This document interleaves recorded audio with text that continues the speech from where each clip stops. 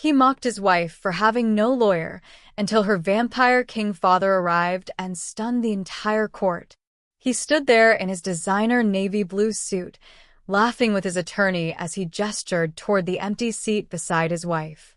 Harris thought the divorce was already won. He thought freezing every account meant she had no way to fight back.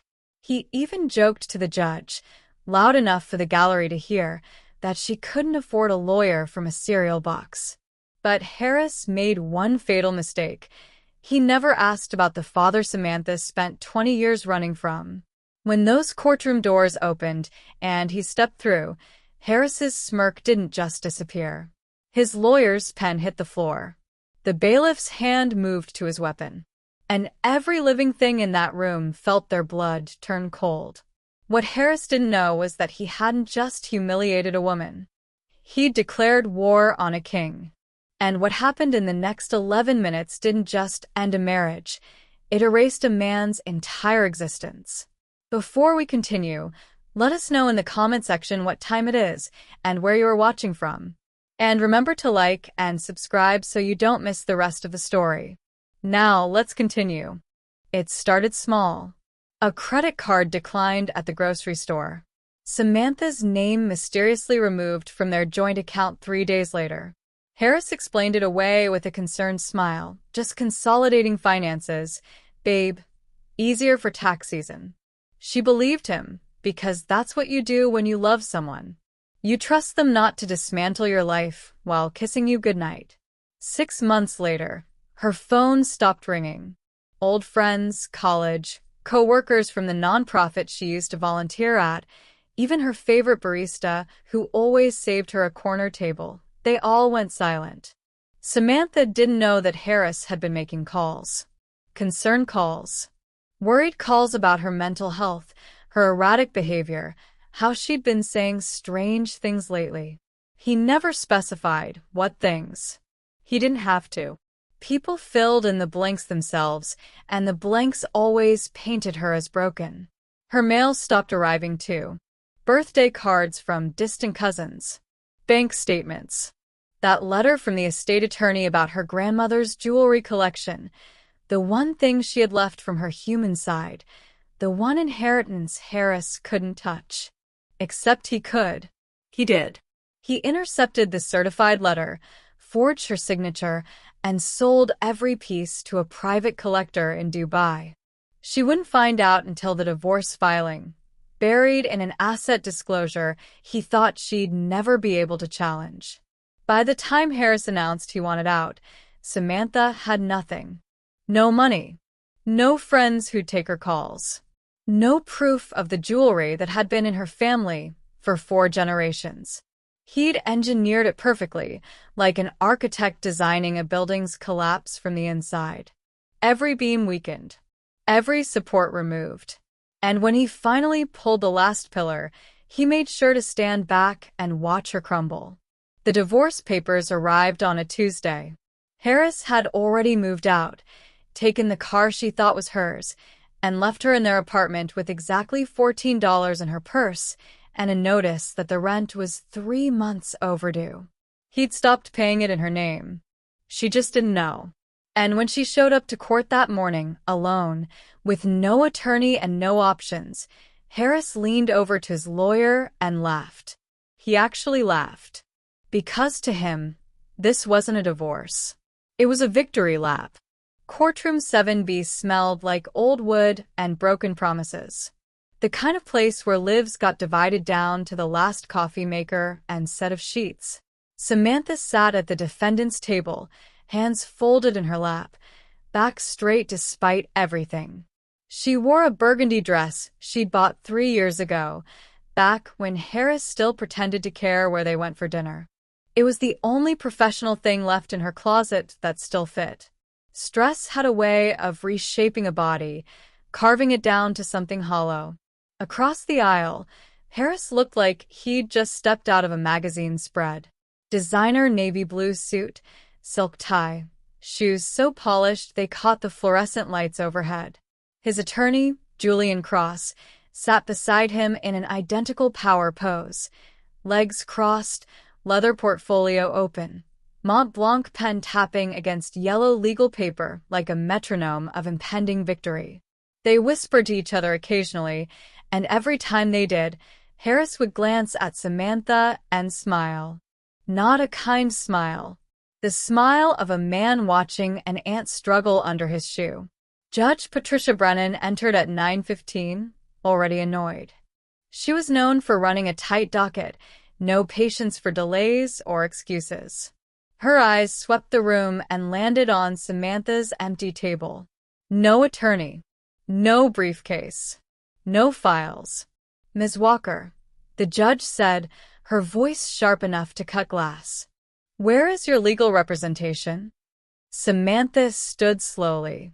Her chair scraped against the tile floor, the sound too loud in the silence. I don't have an attorney, Your Honor. Judge Brennan's jaw tightened. This is a dissolution of marriage with contested assets. You were advised 4 weeks ago to secure counsel. I understand, Your Honor. I've been trying, but trying isn't good enough. The judge shuffled papers, irritation radiating off her like heat. Mr. Cross, does your client wish to proceed? Julian Cross stood, buttoning his suit jacket with theatrical precision. We do, Your Honor. My client has been more than patient. Ms. Walker has had ample time to prepare, and frankly, her lack of organization is not our concern. Harris leaned back in his chair, arms crossed, grinning like a kid on Christmas morning. Then he raised his hand, like he was in grade school asking permission to speak. Judge Brennan sighed. Yes, Mr. Walker? Your Honor, I don't mean to be insensitive, Harris said, his voice dripping with fake concern, but maybe Ms. Walker could call 1-800, imaginary for her legal team? I mean, she keeps talking about all this support she has, all these people in her corner, but… He gestured broadly at the empty chairs around her. I'm just not seeing anyone. Laughter rippled through the gallery.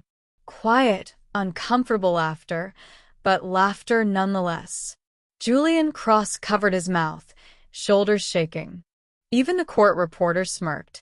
Samantha didn't flinch. She'd learned a long time ago how to turn herself to stone. How to let the words hit her and fall away like rain on marble. She kept her eyes forward, her breathing steady, even as her nails dug crescents into her palms. Judge Brennan banged her gavel once. Mr. Walker, that's enough. But Harris wasn't done. He leaned toward Julian and said, just loud enough for the room to hear. Told you. No family. No friends. No backbone. The judge opened her mouth to speak again, to demand Samantha either proceed or concede, when the sound came. A low, heavy creak. The kind of sound old courtroom doors make when something forces them open. Not pushed. Forced. Every head turned, and Samantha's heart stopped. Because she knew that presence. She'd spent 20 years trying to forget it. The temperature dropped first. Not metaphorically. Literally. The kind of cold that crawls under your skin and wraps around your spine, the kind that makes your body remember it's made of meat and bone and fragile things. The fluorescent lights flickered once, twice, as if the building itself was holding its breath. He stepped through the doorway, and the world tilted. Roland Ramos didn't walk like other men. He moved like water over stone, each step deliberate, soundless despite the marble floors. Pale porcelain skin that seemed to glow under the harsh courtroom lighting. Platinum blonde hair looked both ancient and modern, like he'd stepped out of a Renaissance painting and decided contemporary fashion could bend to meet him halfway. He wore a black velvet blazer paired with charcoal slacks and boots that had seen more centuries than anyone in this room had seen years. But it wasn't the clothes. It wasn't even the face, though it was the kind of face sculptors spent lifetimes trying to capture and always failed. It was the eyes. Silver. Not gray. Not light blue. Silver, like polished coins dug from a grave, reflecting everything and revealing nothing. When those eyes swept across the courtroom, people stopped breathing. The bailiff's hand dropped to his service weapon, fingers trembling against the grip. He didn't draw it. Couldn't. Some primal part of his brain screamed that metal and bullets wouldn't matter against whatever this was. Harris's smile didn't just falter. It shattered. His mouth hung open, half-formed words dying on his tongue as every ounce of color drained from his face. He looked like a man who just realized the ground beneath him was never solid to begin with. Julian Cross's Mont Blanc pen slipped from his fingers and hit the floor with a sharp crack that echoed like a gunshot. He didn't reach for it. His eyes were locked on Roland, wide and unblinking, the way prey freezes when the predator finally shows itself. Judge Brennan's gavel hovered midair, her arms suspended in some forgotten motion. Her expression shifted through confusion, alarm, and then something worse, recognition. Not of Roland specifically, but of what he represented. She'd been on the bench for 23 years. She knew when power walked into her courtroom. Real power. The kind that didn't need to announce itself because every living thing could feel it pressing down like atmospheric pressure before a hurricane. The gallery went silent. Not the silence of respect, but the silence of terror. The kind of silence that happens when every nervous system in a room screams the same message. Don't move. Don't breathe. Don't let it notice you. Roland's gaze found Samantha. For just a moment, something flickered across that perfect, inhuman face. Sorrow. Regret. Pride. It was gone before anyone else could catch it. Then he turned those silver eyes on Harris, and his voice rolled through the courtroom like distant thunder. I believe, Roland said, each word perfectly enunciated, perfectly calm. You are looking for my daughter's legal representation. Harris's hand clutched the table. His knuckles went white. You found him. Samantha's chest tightened as Roland crossed the courtroom floor. 20 years. 20 years of silence, of distance, of building a life where no one knew her last name or what it meant. 20 years of pretending she was just another human trying to survive in a world that didn't believe in monsters. She'd been 17 when she left. Not a child by human standards, but practically an infant by immortal ones. Her father had ruled the vampire territories for over 6 centuries, his name whispered in fear and reverence across every shadowed corner of the world. And she'd been his only heir, his treasure, his impossible half-human daughter who would never fully belong to either world. Growing up in his court had been suffocating. Every success she achieved came with the same hollow praise. Of course, she won the negotiation. She's Roland's daughter. Naturally, she mastered 4 languages by age 12. Look who raised her. She brokered peace between the Western clans? Well, no one would dare disrespect the king's child. It didn't matter that she'd spent months preparing for those negotiations. Didn't matter that she'd studied until her eyes bled, that she'd trained with diplomats and warriors and scholars who didn't care whose blood ran in her veins. Every achievement was reduced to a single explanation: nepotism, protection, the invisible shield of her father's name doing all the work while she simply existed in its shadow. She'd never know if she was truly capable or just permanently sheltered. That question had eaten at her for years, gnawing through every accomplishment until it tasted like ash. When ambassadors bowed to her, was it respect or fear? When rivals backed down, was it her strategy or her surname? The doubt became unbearable, a weight pressing down until she couldn't breathe. So she'd left. Walked away from the immortal realm, from the title, from the power. She'd chosen the human world because here, no one cared about vampire royalty. Here, she could be nobody. Just Samantha. Just a woman trying to build something real with her own 2 hands. She'd gotten a job at a nonprofit. rented a tiny apartment with a broken heater, made friends who knew nothing about her past.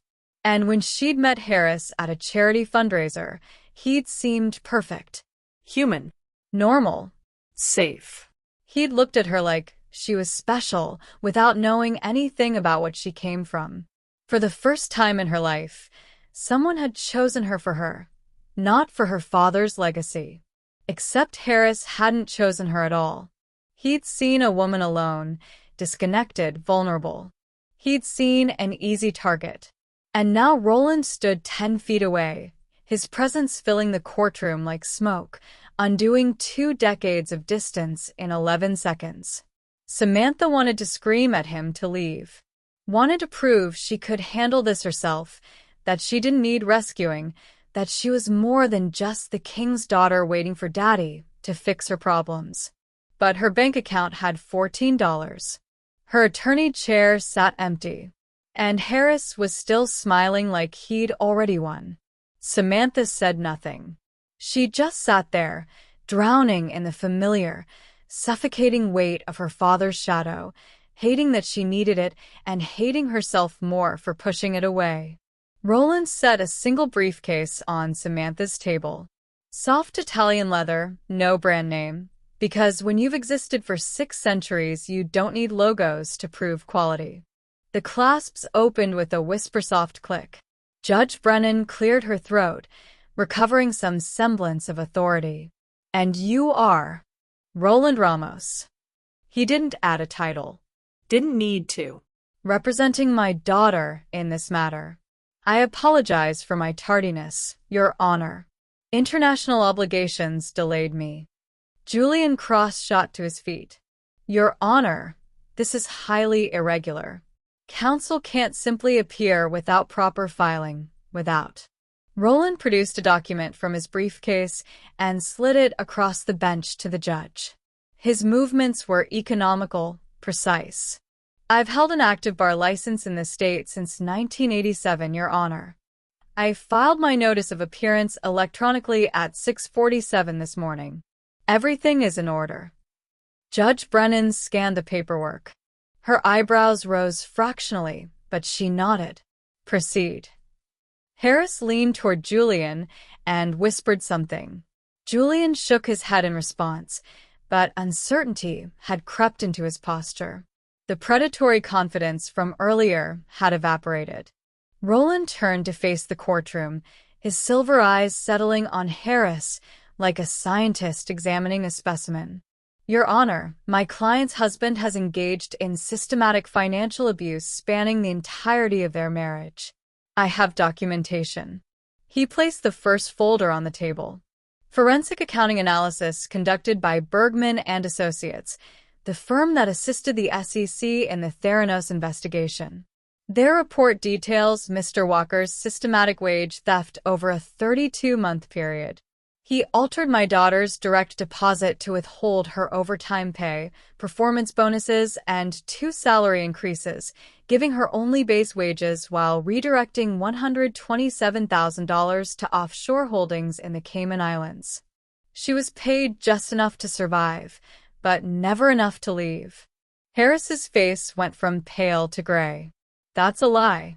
She never. Employment records, W-2 forms, and testimony from her former supervisor at Mercy General Hospital are included. Roland's voice didn't rise. It didn't need to. Each word landed with surgical precision. Ms. Hart has provided a notarized statement confirming my daughter's full compensation package and expressing confusion about why the additional payments never reached her account. Because Mr. Walker intercepted them. Julian frantically flipped through his own files, searching for something to contradict what he was hearing. He found nothing. Roland placed a second folder down. Additionally, Mr. Walker sold my daughter's inheritance from her late grandmother, Margaret Torres. 17 pieces of estate jewelry dating back 4 generations. Appraised value, $340,000. Sale price through black market dealer, $180,000, paid in cryptocurrency to untraceable wallets. He produced photographs. Each piece of jewelry documented, cataloged, traced. Receipts from the Dubai collector who'd purchased them. Transaction records showing the crypto transfers. Bank statements showing deposits into Harris's personal account exactly matching the conversion rate from Bitcoin on those dates. Mr. Walker forged my daughter's signature on the estate claim, Roland continued, sliding a notarized handwriting analysis across the table. She never received the certified letter from the probate attorney because Mr. Walker intercepted her mail. A federal offense. Harris's breathing quickened. Sweat beaded on his forehead despite the cold that still permeated the room. There's more. Roland opened a third folder, this one thicker. Credit cards opened in my daughter's name, without her knowledge. 12 of them. Combined debt, $67,000, all now in collections, destroying her credit while Mr. Walker maintained a perfect score. I have the applications. The signatures don't match. Another federal offense. Judge Brennan leaned forward, her irritation now directed entirely at the plaintiff's table. Mr. Cross, did you know about any of this? Julian's mouth opened and closed. No sound came out. Roland wasn't finished. The apartment Mr. Walker claims is jointly owned? Deed shows my daughter's name was removed 8 months ago through a quitclaim deed she never signed. Notary stamp was fraudulent. The notary in question died in 2019. He let that sink in. Used a dead person's credentials to steal a home. Harris gripped the table like it was the only thing keeping him upright. Shall I continue, Your Honor? Roland asked. I have 4 more folders. Judge Brennan set down the third folder, her expression carved from stone. Mr. Cross, these are serious allegations. Forgery, identity theft, fraud. Does your client wish to respond to any of this evidence before I make my findings? Julian's hand moved to Harris's arm. A warning grip, but Harris was already shaking his head violently. This is insane, Harris said, his voice climbing an octave. You're going to believe some stranger who walks in here with a bunch of papers? I'm the victim here. I've been supporting her for years. Roland tilted his head slightly, the gesture almost curious. Supporting her with her own money, Mr. Walker? She didn't have money. The words burst out of Harris, like a pressure valve releasing. His chair scraped backward as he stood, finger jabbing toward Samantha. When I met her, she was nobody, working some dead-end nonprofit job, living in a place with cockroaches, wearing the same 3 outfits on rotation. I gave her a life. I gave her a home, a car, decent clothes. Mr. Walker, sit down. Judge Brennan's voice cracked like a whip. But Harris was spiraling, the careful mask he'd worn for months cracking down the middle. You want to talk about theft? She stole 5 years of my life. I could have married someone worthwhile, someone with actual connections, actual value, but instead I got stuck with. Sit down. The judge stood now, gavel in hand. Harris ignored her, turning fully toward Samantha, his face flushed red. You think you would have survived without me? You think anyone else would have put up with your baggage? You should be grateful. I even looked at you twice. Julian had gone pale, half rising from his seat. Your Honor, my client is clearly emotional. If we could have a brief recess. She had nothing. Harris was shouting now, spittle flying. No family, no savings, nothing. I built her from the ground up, and this is how she repays me? By dragging me into court with lies and... Mr. Walker. Roland's voice cut through the tirade like a blade through silk. Quiet. Controlled. Lethal. You just stated on the record that my daughter had no savings when you met her. Harris blinked, chest heaving. And yet, Roland continued, pulling a single sheet from his briefcase. Her bank statements from that period show $89,000 in a personal savings account. Money she'd earned and saved over 4 years of work. Money that disappeared 6 months after your marriage. He slid the document toward the judge. Would you like to explain where that money went? Harris's mouth opened. Closed. His eyes darted to Julian, who now had his head in his hands. You said you gave her a car, Roland went on, his tone conversational, almost pleasant. But the title shows she purchased that vehicle herself 2 years before she met you. You simply had your name added to the registration later. That's not. I paid for the insurance. With the credit card you opened in her name, without her knowledge. The statements are in folder 4. Harris's breathing turned ragged. The gallery had gone dead silent, every eye locked on the implosion happening in real time. You claimed she had nothing, Roland said, each word measured and deliberate. But what you meant is that you systematically took everything until she had nothing left. Isn't that more accurate? She was weak. Harris slammed his fist on the table, the sound echoing through the courtroom. She needed someone to take control, to make decisions, to steal from her. Roland's silver eyes didn't blink. To forge her signature. To isolate her from employment, friends, family. To intercept her mail and sell her dead grandmother's jewelry for gambling debts. I don't have gambling debts. Folder 5 details $90,000 in losses at 3 separate casinos over 18 months. All funded by the cryptocurrency sales of your wife's inheritance. Harris froze. The color drained from his face all over again. Judge Brennan's knuckles were white around her gavel. Mr. Cross, control your client, or I will have him removed. But Julian was already standing, briefcase in hand, his face a mask of barely contained panic.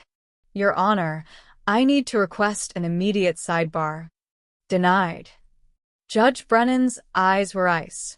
Mr. Walker, sit down and be silent, or you'll be held in contempt. Harris collapsed into his chair, hands covering his face. His shoulders shook. Whether from rage or fear, no one could tell. Roland placed folder 5 on the table. He didn't need to open it. The damage was already done. Shall I continue? He asked quietly. Julian Cross stood slowly, his expensive suit suddenly looking 2 sizes too large. His briefcase clicked shut with a finality that made Harris's head snap up. Mr. Cross? Harris's voice cracked. What are you doing? Julian didn't look at him. His eyes were fixed on Judge Brennan, his jaw tight. Your Honor, I need to address the court.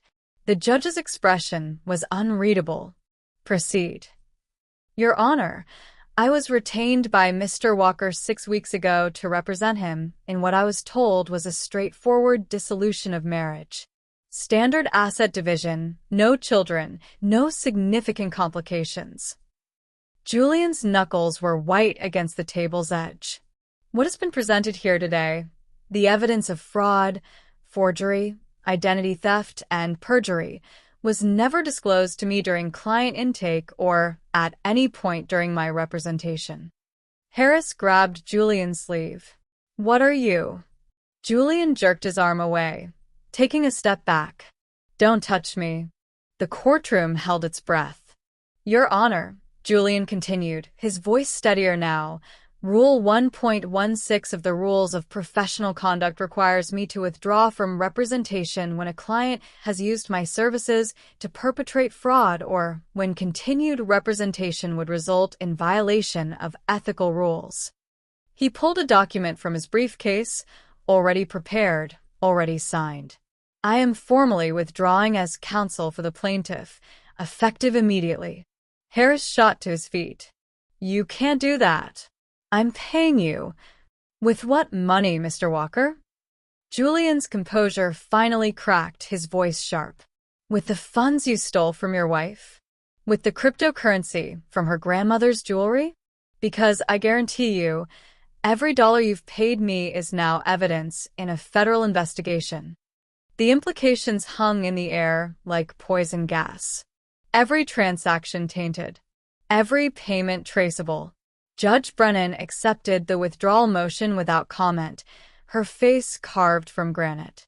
Mr. Walker, you now have the option to represent yourself or request a continuance to find new counsel. Though I'll warn you, given what's been presented, finding an attorney willing to take this case will be difficult. Harris turned in a circle, looking for an exit that didn't exist. His eyes landed on Roland, who watched him with the detached interest of a cat observing a dying mouse. You can't just believe him. Harris pointed at Roland, his hand shaking. He shows up with some papers, and you all act like they're authenticated financial records, forensic analyses, and notarized testimonies? Judge Brennan's voice could have frozen nitrogen. Mr. Walker, every document presented has a case number, a witness signature, or a corporate seal. Mr. Ramos isn't asking me to take his word.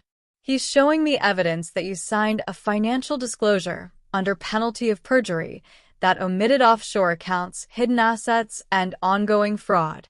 Julian was already at the courtroom doors, his briefcase clutched like a shield. He paused just long enough to look back at Harris one final time. Not with pity, with disgust. You told me she had nothing, Julian said quietly. You told me she abandoned her job, ruined her own credit, and that you were the reasonable party trying to move on. His throat worked. I built a case on lies. I submitted documents I now know were falsified. You didn't just destroy your wife, Mr. Walker. You tried to destroy my career along with her. The door closed behind him with a soft click that sounded like a gunshot. Harris stood alone at the plaintiff's table, his navy blue suit rumpled, his face the color of old paste. The gallery watched in absolute silence. Even the court reporter had stopped typing, her fingers frozen above the keys. Roland straightened a page in his folder, the gesture almost casual. Your Honor, if we're ready to proceed, I have the federal warrants that were executed this morning on Mr. Walker's financial institutions. The U.S. Marshals are standing by outside. Harris's knees buckled. He caught himself on the table, gasping. Marshals, he whispered. Roland's smile was colder than the grave. Did you think this was just about a divorce? The courtroom doors opened again, but this time there was no cold wind, no supernatural dread. Just the heavy, measured footsteps of 3 U.S. Marshals in tactical vests, their badges catching the fluorescent light like mirrors. The lead marshal, a woman with silver hair pulled into a tight bun, approached the bench with a leather folio. Your Honor, we have federal arrest warrants for Harris Jonathan Walker. Judge Brennan accepted the documents, scanning them with the practiced eye of someone who'd seen this scene play out before, though perhaps never in a divorce proceeding. She nodded once. Proceed. Harris backed away from the table, hands raised as if he could physically push away what was coming. Wait, there's been a mistake. I haven't been charged with anything. You can't just. Mr. Harris Jonathan Walker, the lead marshal's voice cut through his protests like steel. You are under arrest for violations of Title 18, United States Code, wire fraud, aggravated identity theft, and mail fraud. Mail fraud. Harris's voice pitched higher. I never. The second marshal, a broad-shouldered man with a scar across his jaw, stepped forward. Theft from a deceased person's estate constitutes fraud under federal statute when you intercept official probate correspondence and forge signatures on legal documents. You stole $340,000 in assets using the U.S. mail system to facilitate the crime. Turn around, Mr. Walker. The lead marshal's hand moved to her cuffs. Hands behind your back. Harris looked wildly around the courtroom. At the judge, who watched with cold satisfaction. At Samantha, who sat perfectly still, her face unreadable. At Roland, who had returned to his seat beside his daughter, his silver eyes tracking Harris's every movement like a wolf watching wounded prey. Samantha. Harris's voice broke. Samantha, please. Tell them this is crazy. We can work this out. I made mistakes, okay? I admit it. But we don't need to. Mr. Walker, turn around. The marshal's voice hardened. Now. Harris took another step back and hit the railing separating the gallery from the floor. Spectators recoiled. A woman in the third row pulled out her phone before remembering recording wasn't allowed and quickly lowered it. The scarred marshal moved behind Harris, while the lead marshal approached from the front, cutting off any escape route. Not that there was anywhere to run. The bailiff had moved to block the side exit, his hand resting on his own cuffs. Don't make this harder than it needs to be, the lead marshal said. Something in Harris finally broke. The fight drained out of him like air from a punctured tire. His shoulders sagged. His hands dropped to his sides. When the marshal turned him around and pulled his arms behind his back, he didn't resist. The metallic click of handcuffs echoed through the silent courtroom. Once. Twice. Harris Jonathan Walker, you have the right to remain silent. Anything you say can and will be used against you in a court of law. You have the right to an attorney. If you cannot afford an attorney, one will be appointed for you. The irony wasn't lost on anyone. The man who'd mocked his wife for having no lawyer was now being read his own rights while she sat with one of the most formidable advocates any of them had ever witnessed. The marshals led Harris toward the doors. His legs moved mechanically like a puppet with cut strings. As he passed Samantha's table, he tried one last time. I loved you, he whispered. Samantha's eyes lifted to meet his. She'd been silent through the entire proceeding, through his breakdown, through Julian's abandonment, through everything. When she finally spoke, her voice was quiet, clear, and absolutely certain. No, you didn't. The marshals pulled him forward. The doors swung open, and Harris Walker disappeared into the hallway beyond, surrounded by federal agents and the weight of his own crimes. The doors closed. The gallery erupted in whispers. Judge Brennan banged her gavel once. Order. The room fell silent again. She turned to Samantha and Roland. Ms. Walker, given the circumstances, I'm granting an immediate dissolution of marriage, full asset recovery pending federal investigation, and a permanent restraining order. You'll receive the written order within 48 hours. Samantha nodded, still not speaking. This court is adjourned. The gavel fell a final time. It was over. 6 months had a way of changing everything. The storefront on Maple Street had large windows that let in natural light, the kind that made the space feel open instead of institutional. A hand-painted sign above the door read, New Moon Resources, Support for Survivors.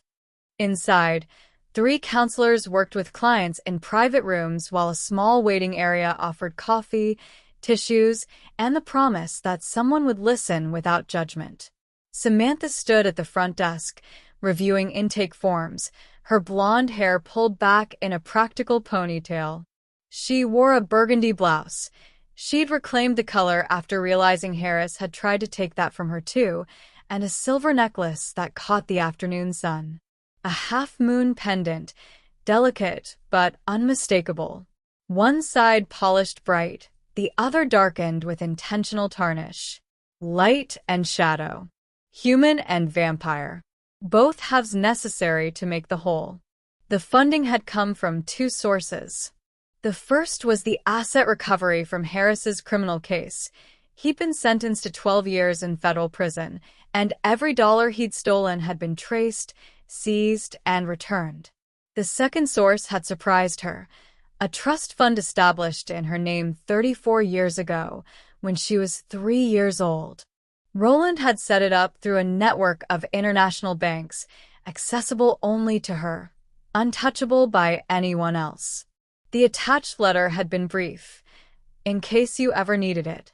I hoped you wouldn't. I'm glad it's there now that you do. She'd cried reading that letter. Not the bitter tears she'd shed during the marriage, but something else. Something that felt like relief. The door chimed. Samantha looked up and found her father standing in the entrance, looking almost comically out of place in his tailored black coat and silver-tipped boots. A few clients in the waiting area stared. One whispered to her friend. Roland had that effect on people, even those who had no idea what he was could sense that he was other. "Ready?" he asked. Samantha grabbed her jacket from the back of her chair. "Let me just tell Maria, I'm heading out." 5 minutes later, they were seated in a corner booth at the coffee shop 2 blocks down. It was a modest place, nothing fancy, the kind of spot where regulars knew each other's orders and the owner remembered your name. Roland looked faintly amused by the laminated menu, but he ordered black coffee without complaint. Samantha wrapped her hands around her own mug, vanilla latte, extra foam, and watched her father pretend to be human. He was good at it when he wanted to be. The small gestures, the way he held the cup, the slight nod to the server who refilled his water. "You've done well," Roland said finally, his silver eyes softer than she remembered. "The organization. It's good work." "It's needed work," Samantha corrected. "There are too many people who end up where I was. Isolated. Afraid. Convinced they deserve it." Roland was silent for a moment. "I wanted to come sooner. After you left." "I know. But you needed space. You needed to know you could survive without me intervening." Samantha looked down at her latte. "I almost didn't survive. But you did." Roland's voice was quiet, certain. "You built the life. You chose your own path. Even when that path led you to someone who tried to destroy you, you found your way out. I didn't do that. You did. You helped. I showed up when you'd already decided to fight." Roland set his coffee down, his fingers tracing the rim of the cup. "That's different than rescuing someone who doesn't want to be saved. You were never weak, Samantha. You were learning. There's a difference." Something in Samantha's chest loosened, a knot she'd been carrying for 20 years finally starting to unravel. "I spent so long thinking I had to prove I didn't need you. That needing help meant I was just your shadow." "You were never my shadow." Roland met her eyes. "You are my daughter. Not my possession. Not my legacy. My daughter. And I failed you by not making that clear before you felt you had to run." Samantha blinked hard. She would not cry in this coffee shop. She wouldn't. "I'm trying to do better," she said finally. "To accept that I'm both things. Human and vampire. Independent and connected. Strong enough to stand alone and smart enough to know when I don't have to." Roland reached across the table. His hand hovered for a moment, uncertain, before Samantha placed hers in his. His skin was cool, ancient, and impossibly gentle. "Then we'll both keep trying," he said. Outside, the sun was setting, painting the street in shades of amber and rose. Somewhere across town, Harris Walker sat in a cell, his empire of lies reduced to nothing. But here, in this small corner booth, a father and daughter sat together, not as king and subject, not as protector and protected, but as two people learning that love didn't require one person to disappear for the other to exist. Samantha touched her half-moon necklace and smiled. For the first time in years, she felt whole. If Samantha's journey from isolation to freedom touched your heart, please like this video and subscribe for more stories of courage and second chances. Share this with someone. Your support helps us bring more powerful stories like this to life. Thank you for watching.